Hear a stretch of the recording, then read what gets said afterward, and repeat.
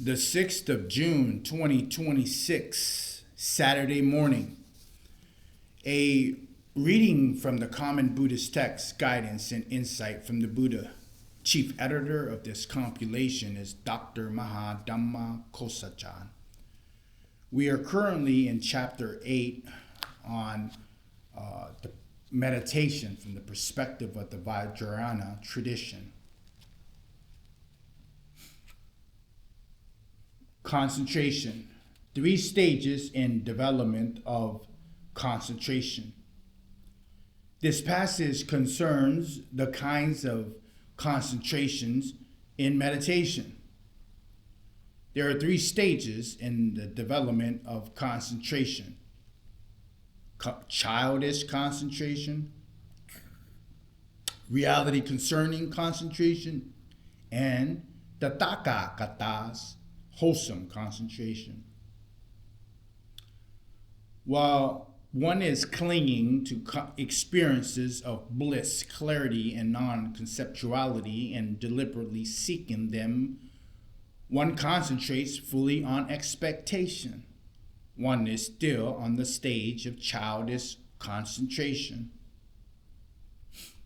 When one abandons clinging to experiences, and even though no longer fantasized by concentration or fanaticized, one clings still to the perceptions of emptiness as an antidote for the mental kilesas, the defilements, that is called the stage of reality discerning concentration. When one no longer clings to emptiness as an antidote and still remains in non-conceptual concentration focus on the nature of reality, that is called the tathagatas, wholesome concentration. Whenever you practice concentration, you should apply the 7-point posture, your eyes remaining to the appropriate gaze and so forth. As is said, when the body is straight, the channels are straight. When the channels are straight, the energies are straight. And when the energies are straight, the mind is straight. So if you straighten your body without reclining or leaning against anything, your mind becomes free from concepts. And you can maintain concentration without thinking of anything. That is the definition of perfection of concentration. This is cited from the Word of My Perfect Teacher, page 408 to 409. Antidotes for various mental defilements. This passage and the next 6 are from the 16th chapter of Gompopa, the Jewel Ornament of Liberation, dealing with meditative concentration, staying in solitude, avoiding physical disturbances, having separated one's mind from discursive thoughts. One starts to contemplate the antidotes for the mental defilements: affliction, lust, hatred, delusion, envy, and self-centeredness. When you are no longer distracted, you become concentrated. Then, in order to refine your mind, you should investigate which is your predominant affliction and contemplate the antidote for it. The antidote for lust is concentration on the unlovely. The antidote for hatred is to concentrate on loving kindness. The antidote for delusion is to concentrate on dependent arising. The antidote for envy is to concentrate on the equality of oneness with others. The antidote for self-centeredness is to concentration on the exchanging oneself and others. If your defilements are equally strong, or if you do have too much thought, then you should concentrate on the breath. The antidote for lust, concentration on unlovely aspects of the body. This passage describes concentrations that are also ones described from the Theravada tradition of Satipatthana Sutra. If you dominated by lust, then you should meditate on the unlovely, which is done by the following way.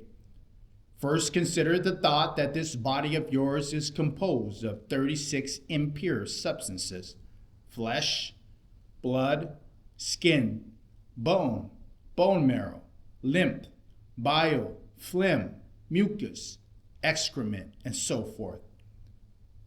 Then go to the charnel ground, and when you see a corpse taken there 1 day after death, 2 days after death, 3 days after death, 4 days after death, 5 days after death, showing signs of decay, turning bluish, turning black, infested by worms, then draw the conclusion: this body of mine is also like that.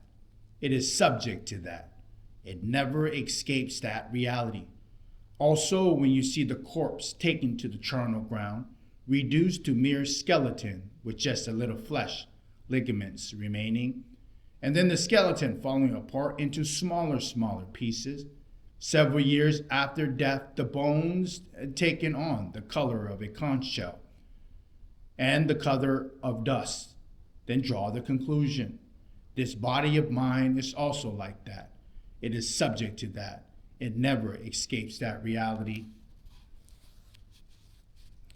The antidote for hatred: concentration on loving kindness. If you are dominated by hatred, then concentrate on loving kindness. As its antidote, loving kindness, as I explained earlier, is of 3 types.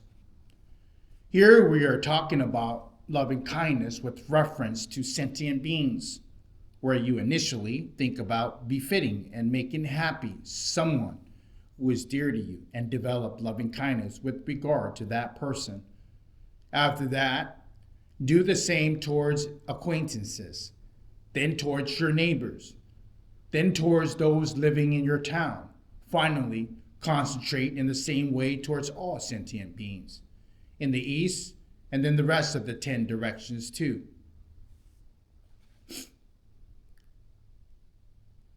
The antidote for delusion: concentrate on dependent arising.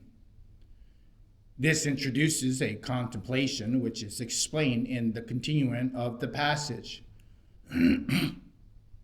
If you are dominated by delusion, then concentrate on dependent arising as this antidote. The antidote for envy: concentration on the equality of self and others. If you are dominated by envy, then concentrate on the equality of others and yourselves as its antidote. Just as you want happiness, other sentient beings also want happiness. Just as you do not want pain, other sentient beings also do not want pain. Therefore, practice the concentration of cherishing yourself and other sentient beings equally. That is what Santideva said in his engaging in the conduct for awakening. First of all, I should concentrate fervently on the equality of myself and others.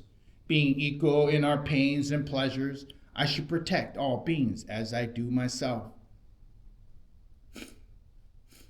The antidote for pride: concentration on exchanging oneself and others.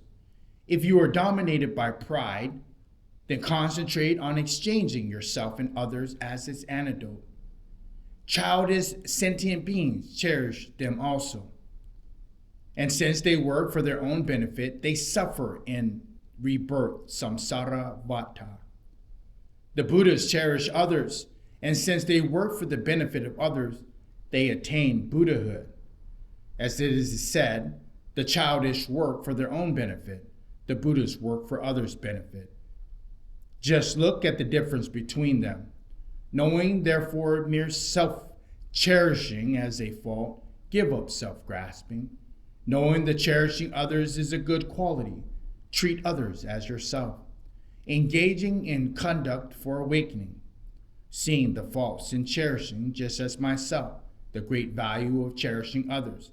May I abandon clinging to my own self and accustom myself to favoring others.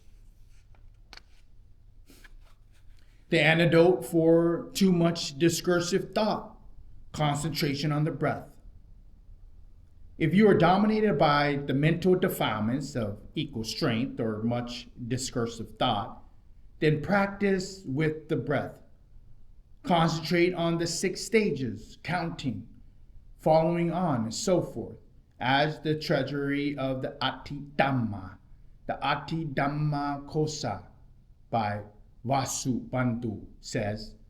There are 6 stages: counting, following, stabilizing, examining, transforming, and fully purifying the breath. This is cited from verse 58 to 64 from the Jewel Ornament of Liberation, page 255 to 262.